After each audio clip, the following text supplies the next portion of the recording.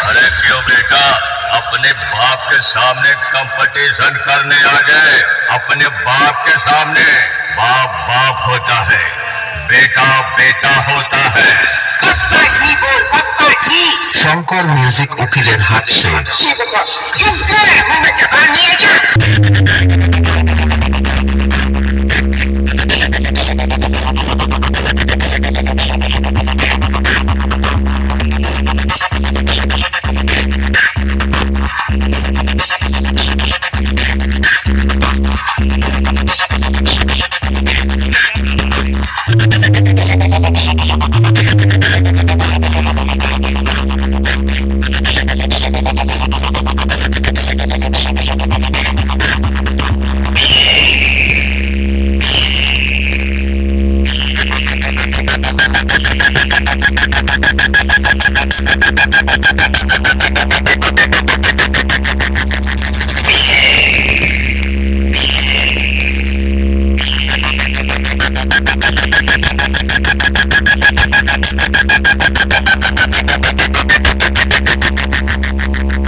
Audio